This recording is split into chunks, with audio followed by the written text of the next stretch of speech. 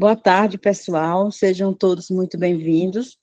Eu sou Maria José Evangelista, assessora técnica do CONAS, que trabalhamos aqui, como todos sabem, com a planificação da atenção à saúde, que envolve várias parcerias. Pelo PROAD, o Hospital Albert Einstein e a Beneficência Portuguesa, e a Humane e a OPAS, como é de conhecimento de todos vocês. No primeiro episódio, como vocês lembram, a gente conversou sobre liderança e comunicação. Naquela ocasião, a Vetor apresentou como é que eles trabalham, né, o curso de liderança, que foi feito lá na Secretaria de Estado de Pernambuco. Esse curso foi muito bem avaliado, e nós estamos lá em Pernambuco em duas macro-regiões, a de Caruaru e a do Sertão de Pernambuco, que envolve Arco Verde, Serra Talhada e Afogados de Ingazeira. E esse curso foi dado para essa macro-região do Sertão, onde, como eu dizia, foi muito bem avaliado, por isso que a gente mostrou no primeiro episódio, vamos fazer também na região do Cariri e em outros locais que se fizerem necessário. De uma maneira mais prática, a gente vai retomar esse assunto mais para frente. Hoje, nós vamos conversar um pouco sobre a organização das redes de atenção à saúde. E para isso, nós temos aqui três convidadas. Rúbia Pereira Barra, conhecida de todos vocês. A Rúbia é nossa expert em tutoria.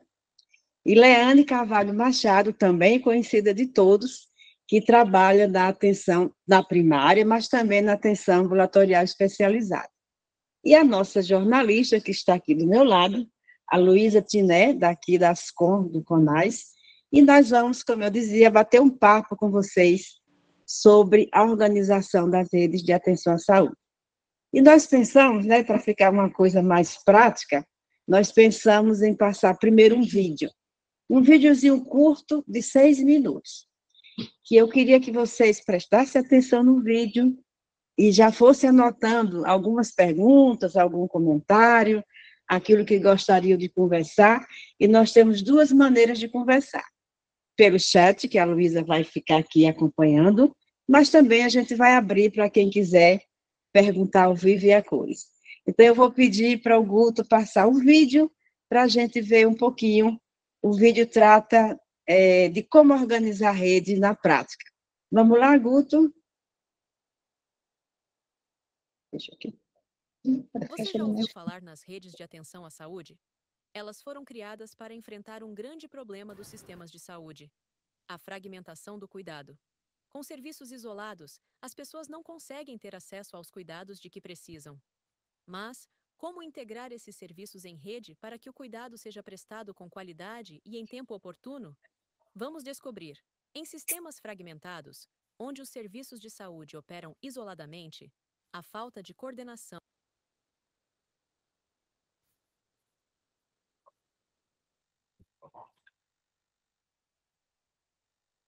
O vídeo saiu, Maria.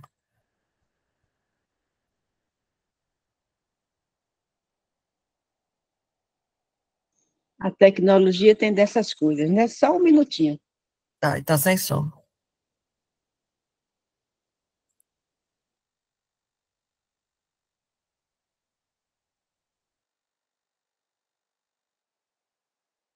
Só um minutinho, por favor.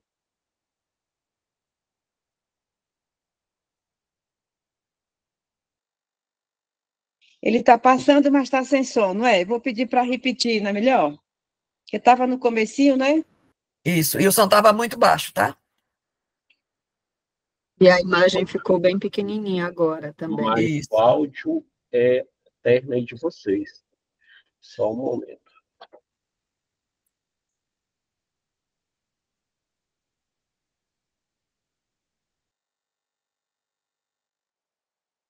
Em sistemas fragmentados, onde os serviços de saúde operam isoladamente, a falta de coordenação entre diferentes níveis de atendimento resulta em duplicação de esforços, diagnósticos tardios e tratamentos inadequados. Isso não só compromete a saúde dos indivíduos, mas também gera insatisfação e desconfiança no sistema de saúde. Nos sistemas organizados em rede de atenção à saúde, os serviços são interconectados, facilitando o fluxo de informações e a continuidade do cuidado. Os usuários têm acesso a um leque mais amplo de serviços, desde a prevenção até a reabilitação, com suporte adequado em cada etapa do processo. Este modelo de atenção não apenas melhora a acessibilidade e a qualidade do atendimento, mas também fortalece o relacionamento entre os profissionais de saúde e os usuários, resultando em melhores avanços e satisfação geral. A modelagem da rede parte do dimensionamento da população-alvo e envolve a articulação dos pontos de atenção à saúde da atenção primária e da atenção especializada, levando em consideração critérios de acesso, escala e escopo. É na atenção primária que se identificam as necessidades dos usuários e se faz a ponte com os serviços especializados, como ambulatórios e hospitais. A Rubi disse que Isso pode estar. garante que os cuidados necessários sejam prestados de forma contínua, sem que o usuário fique perambulando no Diga que sistema. aumente, diga Por que esse aumente, motivo, a porta de entrada da que deve rede ser. é a atenção primária à saúde.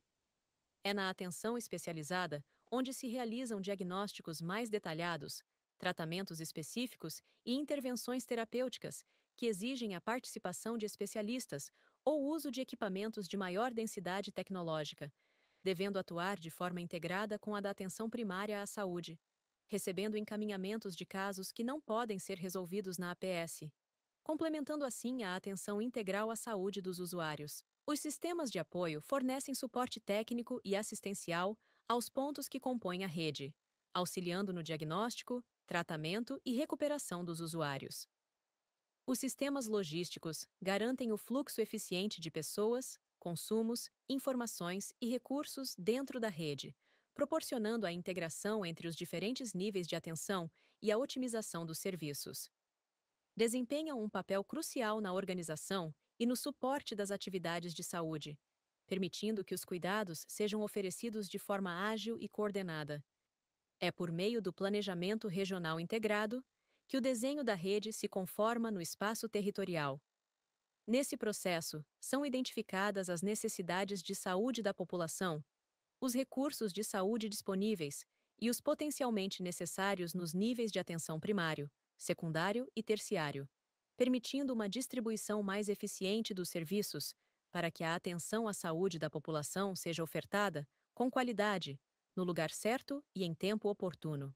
Em linhas gerais, compreendem as etapas do planejamento regional integrado, a análise da situação de saúde e identificação das prioridades sanitárias nas macro-regiões de saúde.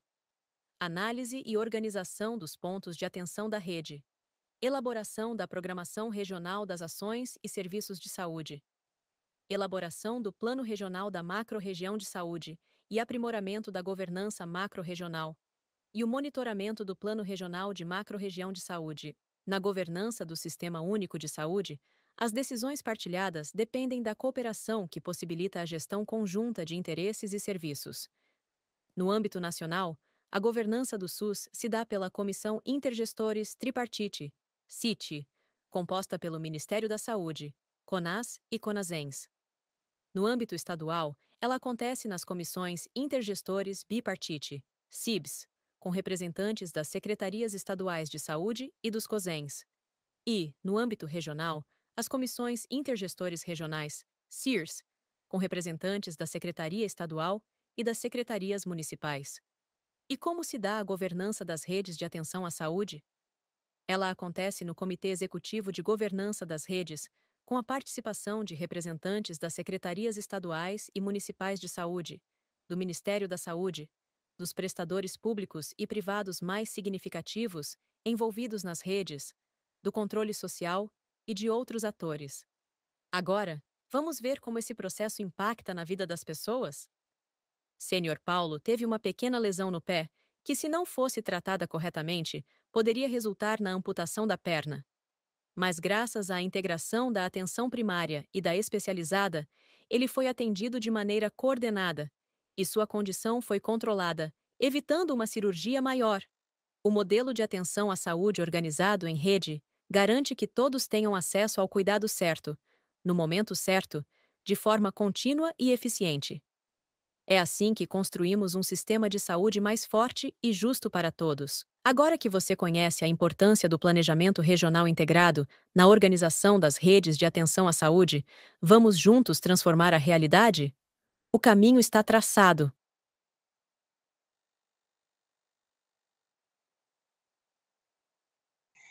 Eu espero que todos tenham visto e ouvido bem, mas, de todo modo, a gente vai disponibilizar esse vídeo para todos vocês, né? A gente vai mandar tanto para o AST, como para a BP, para a Humane, para que todos possam depois assistir quantas vezes forem necessárias.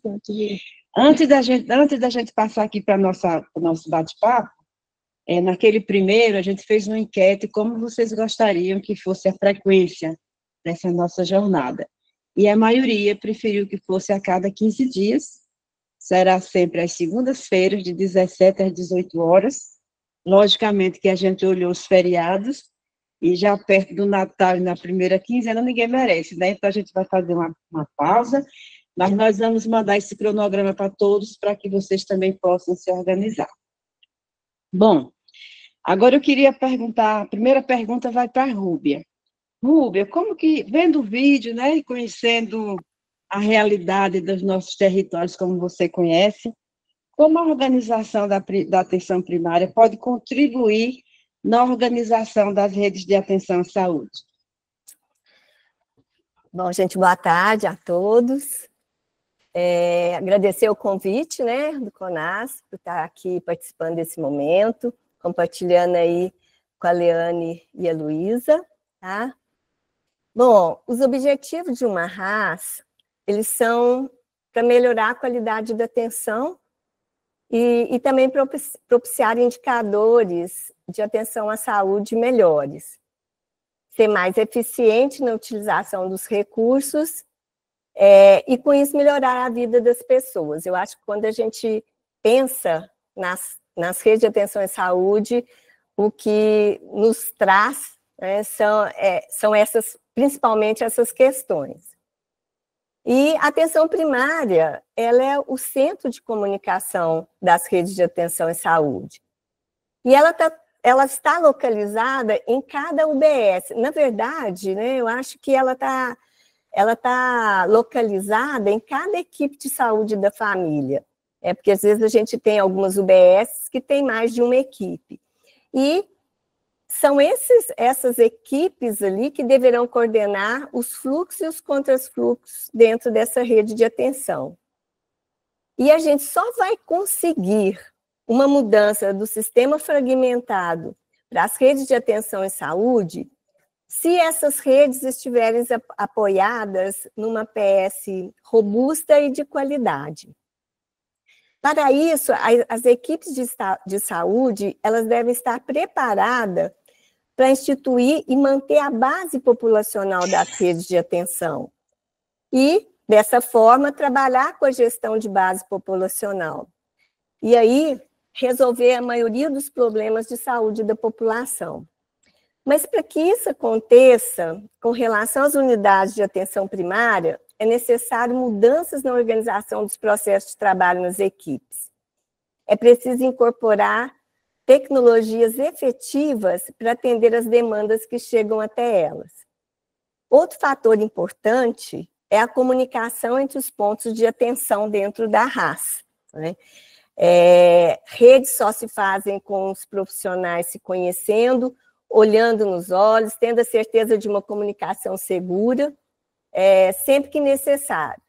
Então, nós só podemos falar em redes de atenção em saúde com uma PS bem organizada, potente, né?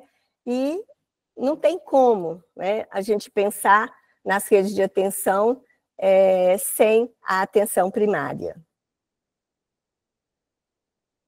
Obrigada, Rúbia. Leane, antes da gente também responder algumas perguntas aqui, mas vamos lá, você, como é que a organização dos ambulatórios de atenção especializada pode contribuir na construção das redes?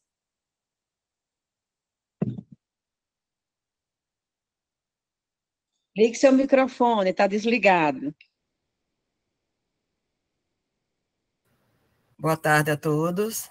Gostaria de agradecer ao CONAS, da pessoa da Maria José, para estar aqui junto com a Rúbia e com a jornalista para falar um pouquinho sobre redes, né?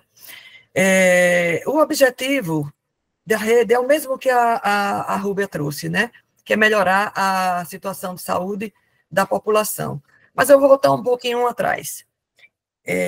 Nós temos um problema que é muito complexo, que é a fragmentação do cuidado em praticamente todos os lugares do serviço público de saúde no Brasil.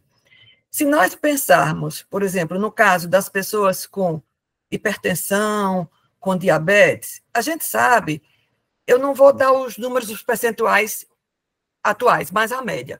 Em torno de 50% da população que tem essas condições, elas não têm o diagnóstico. Os outros 50% que têm o diagnóstico, apenas em torno da metade estão em tratamento e estão sob controle. E a gente tem uma incoerência entre a situação de saúde da população brasileira, onde nós vivemos uma transição demográfica, né, acelerada, com a população de idosos crescendo bastante e tendo um nascimento bem menos do que das crianças nascendo, o perfil epidemiológico também mudando, e a gente tem uma tripla carga de doença, além das causas externas. E o sistema, ele continua organizado da mesma forma que era antigamente, né? Que é um sistema de saúde fragmentado. A gente tem como responder esse problema, que seria a tripla meta, né? E uma legislação e a implantação das redes de atenção à saúde, que desde 2010 nós temos a portaria 4.279, que traz todas as diretrizes de como organizar uma rede de atenção à saúde. E como o professor Eugênio diz, nós temos 3 elementos para organizar uma rede. Uma delas, e a fundamental e a razão de ser, é a população. Então, como a Rúbia trouxe, é fundamental que a gente conheça essa população. E como ele disse várias vezes nos nossos encontros no CONAS, não é saber a população IBGE, mas é a população de fato que vive nos territórios, né? A população cadastrada pelas equipes da atenção primária. Ter uma estrutura operacional robusta que operacionalize essa rede e definir o modelo de atenção à saúde. E esse modelo, ele precisa ser muito mais direcionado para atender as condições crônicas, que é a grande maioria da necessidade de saúde da população, mas também pensando nas condições agudas ou nas agudizações das condições crônicas. Quando eu paro para pensar como a organização da especializada pode contribuir na construção das redes, eu fico pensando o que é que as pessoas imaginam quando a gente fala da atenção ambulatorial especializada. A grande maioria provavelmente vai falar de um lugar onde se realiza consultas médicas e exames especializados, com longas filas de espera, encaminhadas nem sempre pela atenção primária e nem sempre com a condição de saúde complexa que, de fato, vai se beneficiar desse atendimento especializado. Mas de onde vem isso, né? Então, a gente precisa voltar um pouquinho na história da saúde pública no Brasil, com centros de especialidades médicas no modelo Sírio, as policlínicas que persistem até hoje. E isso vem do INAMPS, onde tinha uma prática centrada apenas na consulta médica, curativa e com foco na doença. E no INAMPS nós tínhamos os PANs, né, que tinha foco na produtividade e número de consultas especializadas, completamente desarticulado com a necessidade de exames e de procedimentos que auxiliasse aquele atendimento para fazer um manejo clínico adequado. E nós tínhamos uma fragmentação do cuidado e uma atenção isolada, que não se falava e que não se fala até hoje na grande maioria dos lugares do Brasil com os outros pontos de atenção. E isso gera múltiplos agendamentos, um efeito velcro, né? E um absenteísmo, né? Porque as pessoas cansadas muitas vezes conseguem agendar e elas não comparecem ao atendimento. Então, o modelo fragmentado, para chegar em rede, ele não levava em consideração a qualidade da assistência prestada, os resultados que isso traz para a pessoa usuária, não leva em consideração o papel e a importância da APS, o território, a população e suas necessidades. E o planejamento era baseado na série histórica de atendimento, da oferta, e não da necessidade. Isso caracteriza o modelo fragmentado. E aí a gente vai, qual é a solução? Implantar as redes. E o que são as redes? São arranjos organizativos de ações e serviços, onde a gente vai ter de diferentes densidades tecnológicas, e a gente vai ter serviços concentrados e serviços dispersos. Por exemplo, eu preciso ter muito mais unidade básica de saúde nos territórios, fazendo atenção primária à saúde, preferencialmente com a estratégia de saúde da família, do que, né, os ambulatórios que não precisa ter em todos os municípios do Brasil. E isso deve ser integrado por meio de apoio logístico e de gestão, para buscar a integralidade da atenção. Então, o que se propõe com a implantação de redes e a atenção ambulatorial especializada é um novo modelo, que é o modelo PASA, que é o ponto de atenção secundária ambulatorial, que tem 2 itens que são fundamentais. Uma estreita relação entre a atenção ambulatorial especializada e a atenção primária, para que elas duas juntas façam a coordenação do cuidado. E essa atenção ambulatorial especializada, como modelo PASA, de uma rede de atenção à saúde, que é coordenada pela atenção primária. Então, diferente do modelo fragmentado, que a gente ainda vive no Brasil hoje, né, diferente dos lugares onde a gente trabalha com a planificação, a atenção ambulatorial no modelo PASA, ele é de gestão de base populacional, não é baseado na oferta, mas é na população cadastrada pela APS. O ambulatório, ele faz o dimensionamento do quantitativo da necessidade da população que precisa ser atendida, baseada na população e na subpopulação cadastrada pela APS, e levando em consideração o princípio da economia de escala, relação de custo-benefício, qualidade da atenção que deve ser prestada à população-alvo. Outra diferença, a abrangência deve ser regional. E é um sistema fechado, a gente costuma dizer que é porta fechada. O acesso à atenção ambulatorial no modelo PASA, ela é regulada pela APS, que faz a estratificação do risco da condição crônica, e só quando essa condição é de alto e muito alto risco, aí ela não encaminha, ela compartilha o cuidado com esse ambulatório. E essas decisões da estratificação de risco são baseadas em diretrizes clínicas.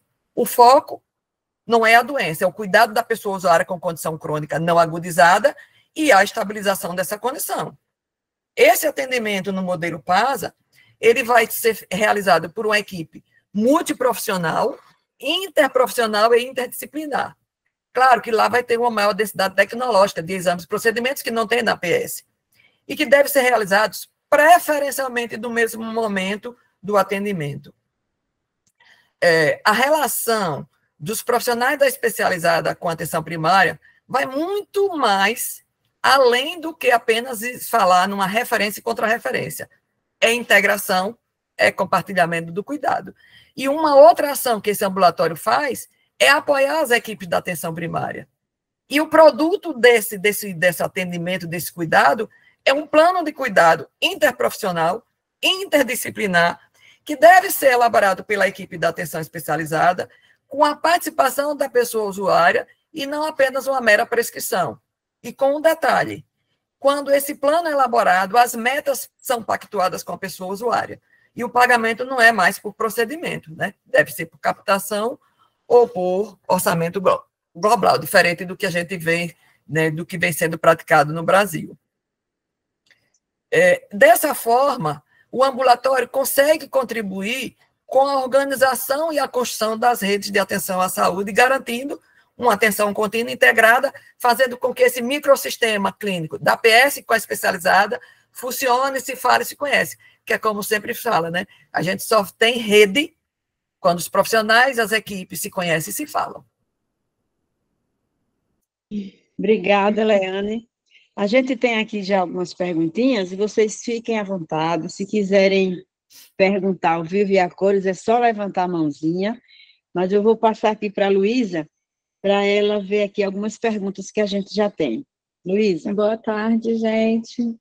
Leane Rubia, para as duas, a Fabiana Mussato.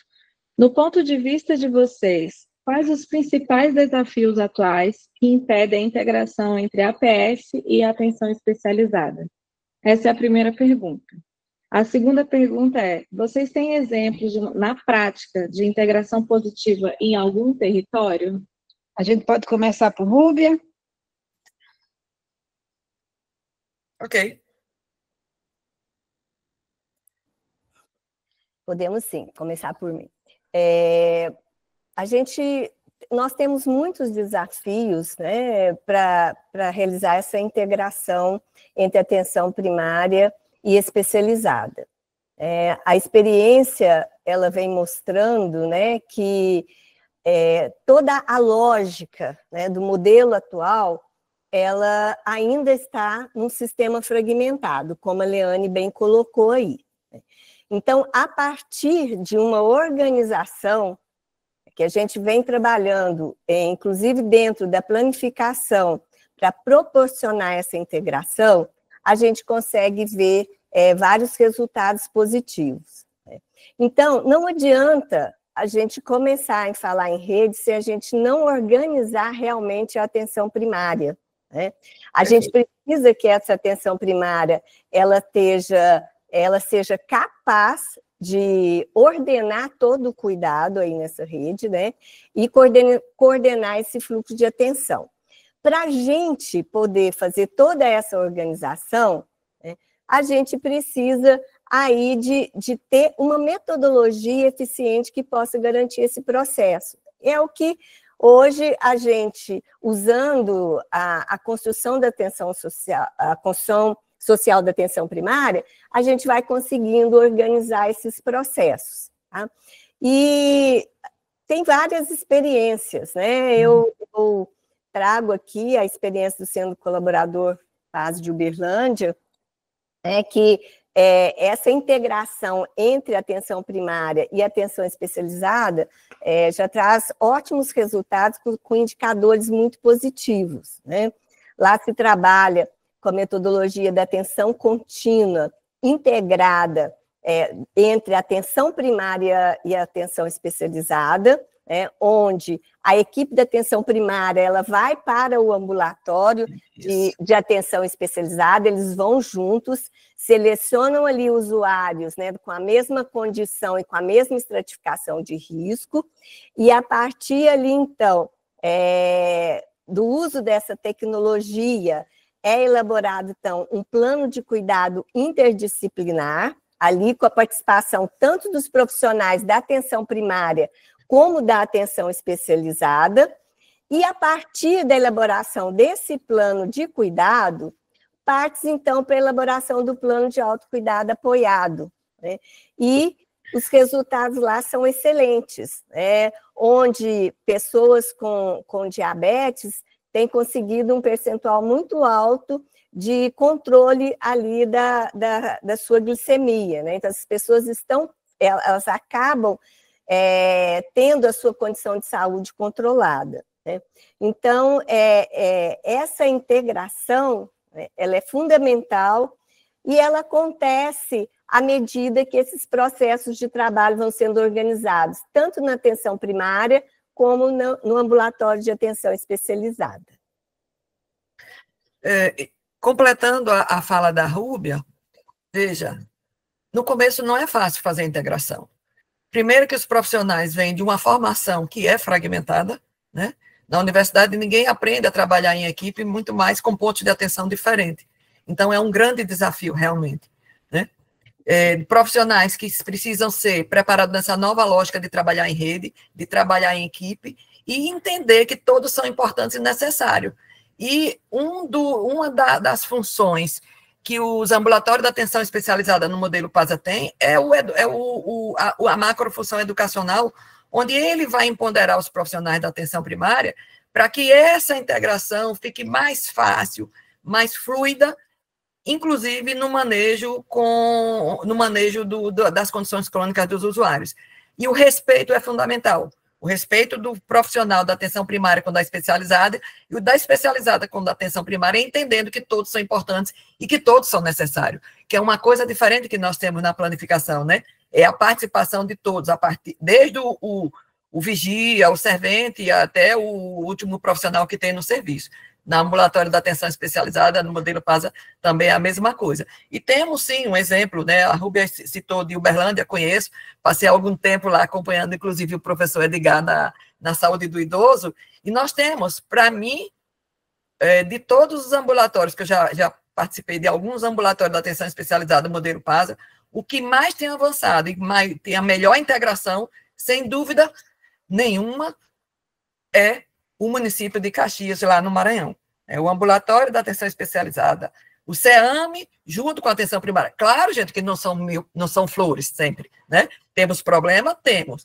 Quanto mais a gente anda, mais a gente refina na qualidade, mais a gente quer. Porque isso vai dar um melhor cuidado para essa população. Oi, Leane, puxando o gancho já do que você começou agora a falar, a Amanda Cristina, ela fez uma pergunta. Um dos maiores desafios é fazer com que a gestão dos municípios tenha o encorajamento de fazer a transição do modelo fragmentado para o modelo em redes, numa lógica organizada e regulada pela APS. Quais as principais estratégias para apoiá-los nesse encorajamento? A outra é, de que forma realizar essa transição de maneira que a população compreenda que será um serviço de assistência melhor? Pode ser para as duas, né? Vai, Rúbia, eu vou. Que desafio. Vai, Rúbia. Bom, realmente isso é muito desafiador, né? Porque se a gente não tiver o compromisso da gestão, a gente não consegue avançar, né? Então, é muito importante que quando se vai levar a proposta desse modelo, dessa integração, né, a primeira pessoa que tem que estar convencida disso são os gestores ali, né, do município. É o prefeito, é o secretário de saúde, né? E por quê? Se a gente não tiver se eles não tiverem esse entendimento, é muito difícil de que a equipe possa, né, sem esse apoio, dar avanço nessa implantação aí desse novo modelo. Né? Então, sempre, né, sempre tem que retomar essa discussão a nível, né, desde Estado, município, secretarias de saúde, até a coordenação de atenção primária, para que dessa forma a gestão ela tenha realmente conhecimento, isso faça sentido para eles, né, para que a partir daí, então, as equipes tenham apoio para que isso aconteça, né, porque não adianta, né, você propor um modelo onde você vai mudar toda uma hegemonia que está ali há anos e anos, né, se não tiver uma decisão política, se não tiver uma decisão ali forte de comprometimento com o novo modelo. Aí, Eliane, se você quiser estar complementando. Então, Rúbia, eu estava pensando aqui também em uma outra coisa, sabe? O grande desafio que está posto para as secretarias estaduais de saúde e as regionais, né? Porque, por exemplo, fazer a implantação de rede não é uma coisa fácil nem simples, mas nós temos ferramentas, nós temos a planificação da atenção à saúde, que traz várias ferramentas para a implantação, de fato, de uma rede de atenção à saúde. O papel da Secretaria de Estado da Saúde, ele é fundamental. E das regionais, que é um outro elo que a gente vê de bastante fragilidade na grande maioria das regiões do Brasil. Não é fácil, né, você conseguir explicar para um gestor, a não ser que você sensibilize ele, mostrando indicadores de saúde, que o que tem sido feito até agora não tem mudado a situação de saúde da população, as pessoas continuam morrendo por complicações de condições crônicas, né? Porque a gente permanece fazendo o mesmo modelo fragmentado. Não é uma coisa fácil fazer com que ele entenda o que é rede de atenção à saúde e a importância disso e os benefícios que vai trazer para a saúde da população. Realmente, eu acho que esse é o grande desafio. Nós que trabalhamos na planificação, a gente vê que o município, por exemplo, a experiência da Rúbia em Uberlândia, onde tem uma gestão comprometida e que faz a planificação, e profissionais empoderados, abertos à mudança de processo de trabalho, você não segura um município desse. A mesma coisa com a região de Caxias. Você tem uma gestão comprometida com a planificação, né? Claro que temos fragilidades, temos profissionais comprometidos, que eu estava comentando com a colega Demilde, que é um celeiro de excelentes profissionais na região de Caxias, é impressionante, né? De compromisso, de mudança de de processo de trabalho sempre aberto a inovações. Mas a gestão realmente é um grande desafio. Leane, só complementando, né, nesse caminhar aí, né, da planificação, que a gente vai em tantos estados, tantos municípios, a gente sempre encontra um celeiro de profissionais excelentes, tá?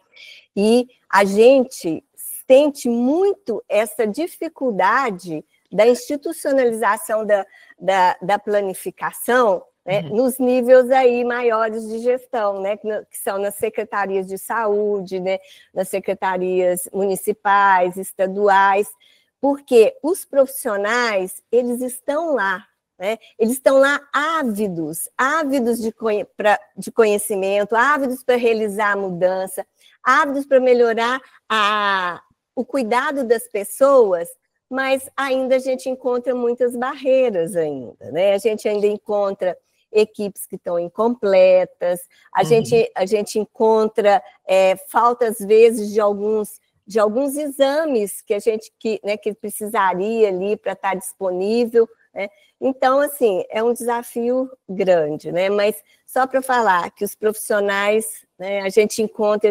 profissionais excelentes aí nesse Brasil afora. Falando e... Oi. Pensando, sabe, só um minutinho, Maria. Para ser secretário, não existe nenhum critério. Esse é um problema, né? Então, nossos gestores são escolhidos por indicação. Se a gente pensar que de 2 em 2 anos também temos eleição e mudança de gestor, é um outro problema que nós enfrentamos com relação à gestão nos territórios que a gente vive, né? Gestores que muitas vezes não têm conhecimento de saúde, mas eu digo, não tem problema, desde que ele tenha uma equipe que lhe dê retaguarda, gente, aí eles conseguem avançar. Os desafios são muitos, viu, para a gestão. Desculpe. Falando em envolvimento do gestor, né, só a gente relembrar aqui, quando fizemos o laboratório em Tauá, que foi um local de muitos aprendizados, né? Isso. A gente viu que vocês acabaram de dizer aí que, se não tiver o envolvimento do número 1 do Estado, o gestor estadual, não é que ele tenha que ir diretamente, mas que empodere seu secretário executivo, ou quem for que está ali mais próximo, que realmente entenda e abrace isso, porque, como vocês falaram, não é uma coisa simples de fazer, né? E a gente percebe que só entende a planificação depois de algum tempo. Não adianta a gente estar falando, tem que ver. Por isso que o professor Eugênio, lá para trás, né, insistiu muito que tivéssemos um centro colaborador, como temos lá em Uberlândia, porque as pessoas precisam ver para crer. A mesma coisa é nos municípios. Então, o prefeito tem que estar envolvido, tem que querer, tem que apoiar, não apenas o secretário municipal. E aí a gente vai, então, para as equipes, e a gente percebe, ao longo desses anos, que as pessoas ficam encantadas. Os 3, 4 primeiros meses é muito difícil, né, Rubem? Ninguém quer matar a gente, né? Já vem para cá, a gente está aqui trabalhando, já vem para cá inventar moda. Já vem trazer mais trabalho, né? Fazer mais trabalho. Mas depois vê que, na verdade, vai fazer o que eles já fazem, mas de forma organizada. Agora, eu acho que o maior desafio que a gente tem é essa questão da sustentabilidade, porque não vamos ficar lá nós a vida inteira, né? As secretarias estaduais, regionais, os municípios precisam se empoderar deste método, porque não tem outro jeito de organizar as redes de atenção se não for com um método que, de fato, você trabalha em todas nas equipes, né, no estado, na região e etc. Mas a gente tem aqui mais perguntas que eu vou pedir para a Luísa falar aqui. O Denis, ele fez uma pergunta, mas eu acho que a primeira já foi contemplada. Se ele achar que não, eu posso repetir. E a segunda é: deveríamos pensar em um modelo a nível nacional de ambulatórios de gestão municipal, regional, própria ou terceirizada, que unificassem essas ofertas? Antes de Rúbia e Leane responderem, vocês vão aí pensando, viu, que eu vou só fazer um comentário aqui para o Denis. Um dos nossos problemas, Denis, é que a gente, até pouco tempo, não tinha política de atenção ambulatorial, né? A gente tem a PNAB, tem a de hospital, mas a gente não tinha aí. Agora, recentemente, foi pactuada, foi publicada a portaria, né, da política de atenção especializada. Só que a gente ainda está aqui lutando na implantação, essa é uma dificuldade. Então, no modelo que a gente trabalha, né, que também está lá na política, esse ambulatório precisa estar na região, não é para estar em todos os municípios, né? Mas ele precisa estar ali na região, de modo que ali na governança ali daquela macro-região, esse ambulatório atenda a todos os munícipes daqueles municípios que compõem a região. Esse é que é o grande desafio, mas eu passo para as duas responderem. Maria, você repete a pergunta, por favor? Deveríamos pensar em um modelo a nível nacional de ambulatórios de gestão municipal, regional, própria ou terceirizada, que unificassem essas ofertas? Eu gostaria de ver o modelo PASA sendo implantado em todo o Brasil. Esse é meu sonho de consumo, né? Porque o que a gente vê pelo Brasil afora são policlínicas fazendo ainda o atendimento fragmentado, centrado no atendimento do médico, né? Nós temos uma política, sinceramente, eu já li várias vezes, eu até comentei isso com algumas pessoas, inclusive com a Maria, não dá para perceber que essa portaria que chega está pensando no modelo PASA que a gente faz na planificação. Pelo menos eu ainda não consegui entender. Tá?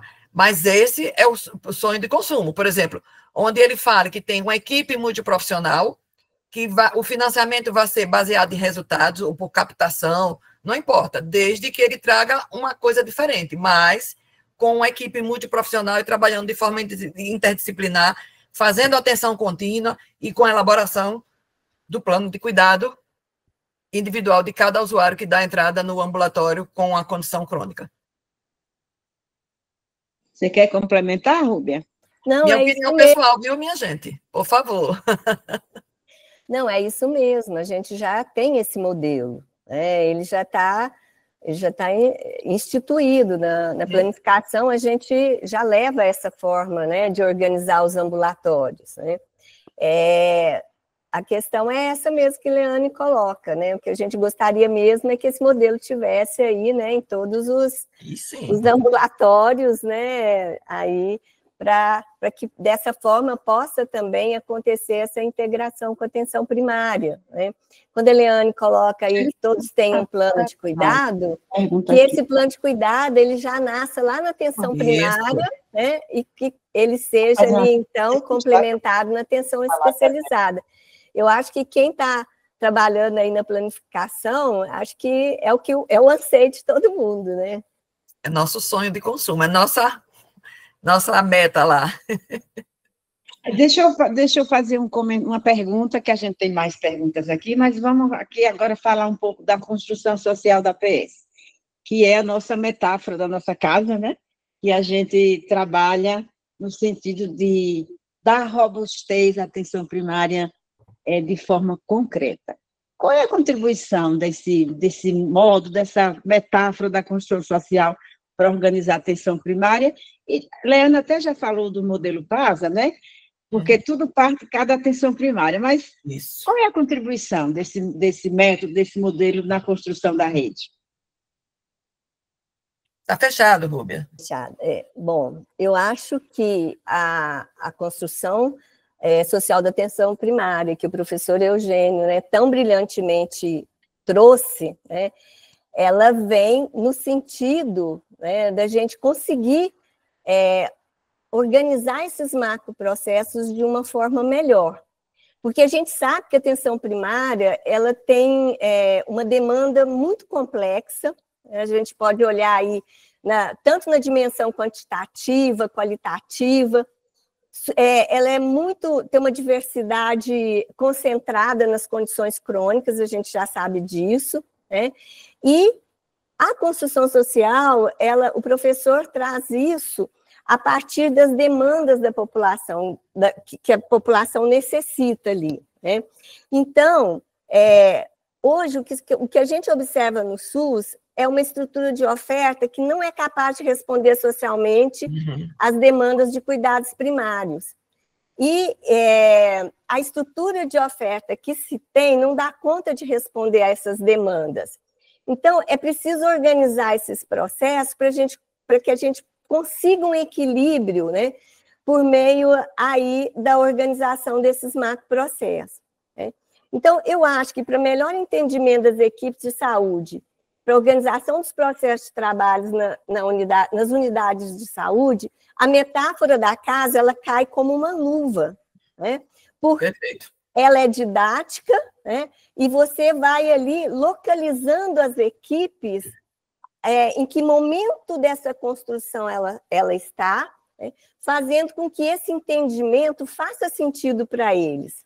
Então, cada macroprocesso implantado, ele precisa estar solidificado em todas as equipes do município, né? Eu tenho uma preocupação quando essa organização da atenção primária, através da construção social, ela não esteja homogênea em todos os municípios aí das questões que se é trabalhado. Verdade. E também dentro das próprias equipes nos municípios, né? A gente precisa buscar uma forma de que a expansão aconteça, de que a gente sempre inicia na unidade laboratório, mas que todas as outras unidades tenham o mesmo padrão ali de desenvolvimento ali da unidade laboratório.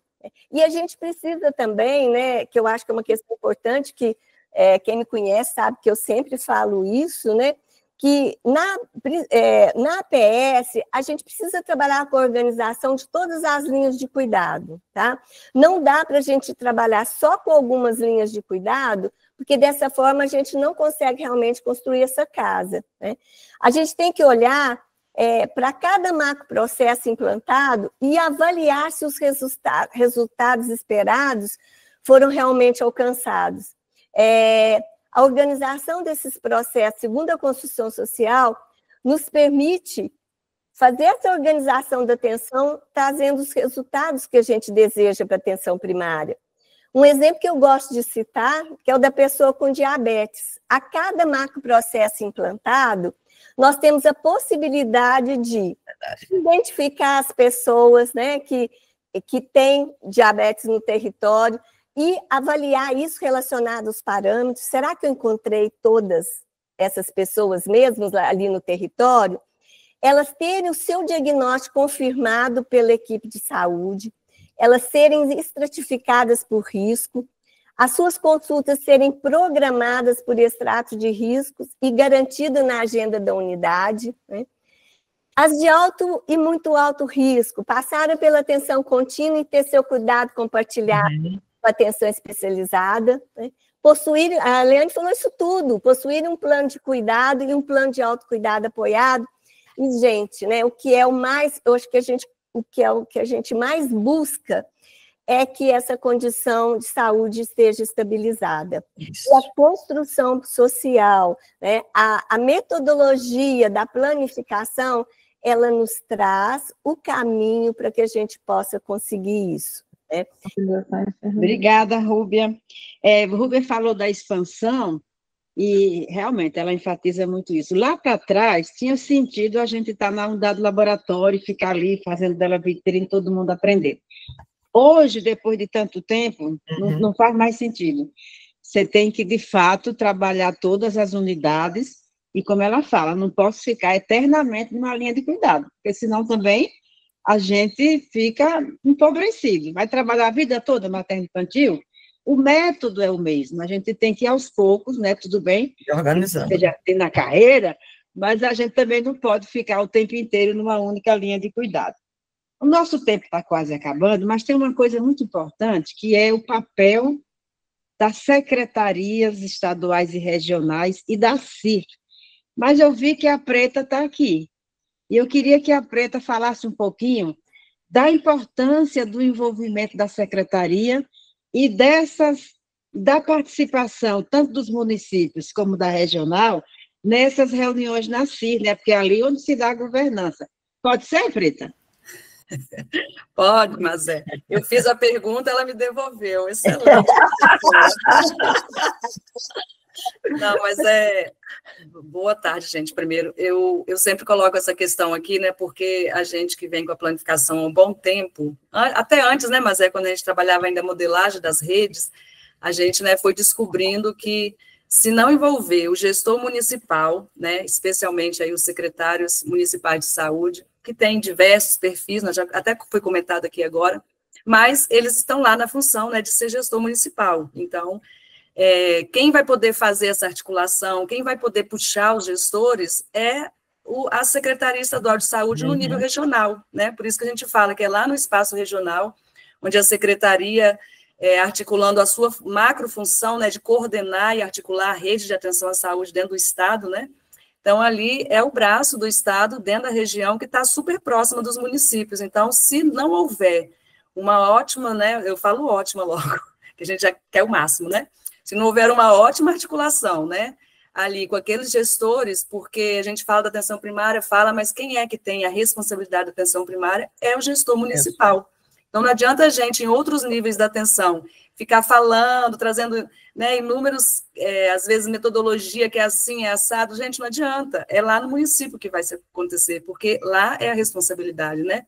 Estou falando aqui porque eu já fui gestora algumas vezes, né, de município, e aí, assim, a responsabilidade é total do gestor municipal e do prefeito. Então, se essas duas pessoas, né, que são os atores mais importantes ali, claro, a equipe, né, a coordenação da atenção primária, mas esses dois precisam, né, estar sendo articulados aí pelo nível regional, né, da Secretaria Estadual de Saúde, para que a gente possa, de fato, ter. E outra questão, assim, que eu acho que a gente vem falhando muito ainda, né, mesmo com todos esses anos, é pactuar na CIR, né, o espaço colegiado de gestão oficial é a CIR. Então, é ali que a gente precisa levar uma pauta fixa. Quando a gente fala de pauta fixa, não é levar toda a reunião e falar, olha, aconteceu a semana da planificação, aconteceu isso, aconteceu aquilo. É muito mais que isso. Muito mais. De acordo com a semana da planificação, né, que a gente iniciou macroprocessos, né, conseguimos ou não padronizar, o que a gente tem que trazer para pactuar aqui, para que, de fato, a gente padronize isso também de forma geral na região, em todas as unidades básicas de saúde de todos os municípios. Então, assim, se a gente não se atentar para isso, a gente vai continuar, né, convivendo com essa questão. Troca gestor, troca governo, a gente começa tudo de novo. Então, acho que a gente precisa dar um foco muito grande nessa parte da regional, né, e da CIR, né, dar um valor maior a essas pactuações na CIR, porque é dali que a gente realmente começa a reorganizar a rede de atenção à saúde. Eu acho que era isso. Eu posso falar um pouquinho? Só um minutinho? Tá. Preta, eu concordo plenamente com você.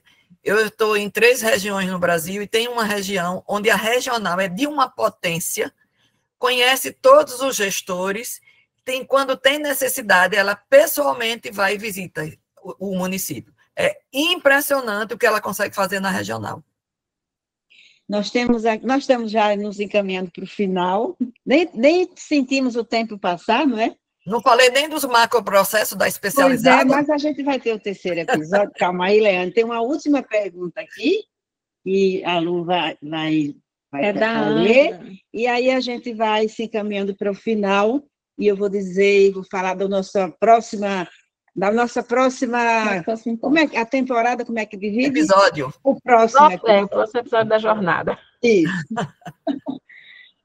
Da Ana Almeida. Para a institucionalização da planificação, quais os passos?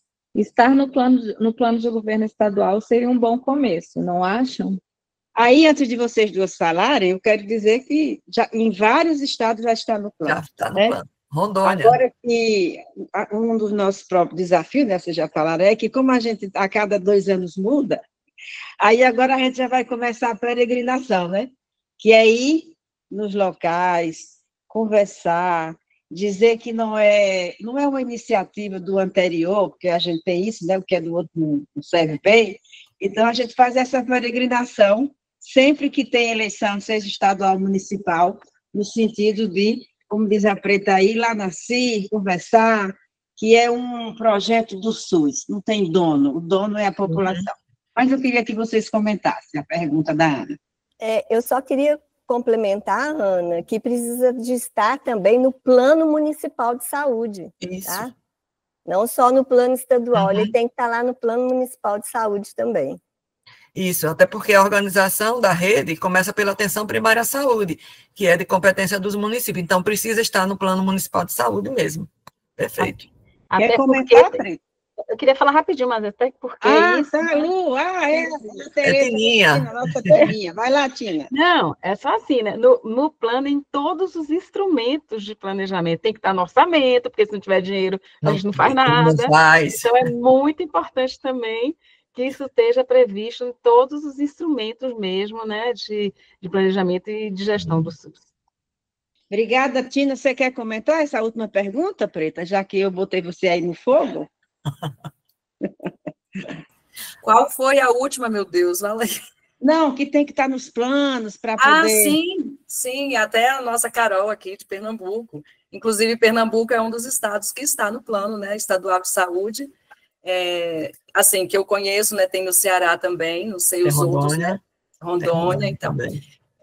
Porque assim, né, gente, pelo planejamento ascendente que a gente diz, né, qual era o correto, assim, né, que os municípios tivessem, porque a planificação, né, envolve muito lá o município e o estado, né, então, ambos, né, precisam ter essa estrutura também no plano municipal, no plano estadual, e logicamente em todos os instrumentos, né, a programação anual de saúde, onde prevê, inclusive, o orçamento. Aliás, Rezé, se me permite, eu acho que é importante a gente trazer esse debate também, né, a gente tem algumas questões de financeiro, né, que a gente precisa também estar colocando, porque a planificação, ela é uma estratégia excelente de planejamento, né, de desenvolvimento de política pública de saúde, né, de organização da rede de atenção à saúde, portanto, entende-se, né, que o orçamento que nós utilizamos para a saúde, ele é para essas coisas mesmo, então a planificação, ela já vem com a ferramenta, com vários parceiros aí apoiando, ajudando, e aí cada um no seu nível de atenção, né, precisa também fazer essa organização para dentro. Então,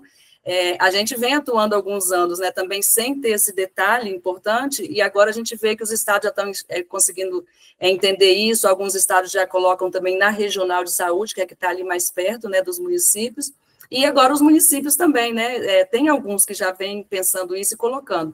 Então, é extremamente importante a gente trazer, né, e pegar as oportunidades da construção e elaboração do plano, né, a gente já está aí próximo de fazer agora o plano municipal, então é super oportuno a gente levar essa discussão também via planificação, acho que é importante a gente trazer, né, no módulo ali, quando a gente discute o planejamento, a gestão, trazer para que a gente possa ter mais estrutura, né, para fazer, porque é transporte, é alimentação, né, às vezes a unidade onde os tutores, né, municipais vão participar em outro local, então precisa do transporte, né, precisa às vezes de uma diária, assim também para o estado, assim também para o estado no nível regional, então a gente precisa trazer esse debate também, né, para que já está previsto a gente fazer, que a gente está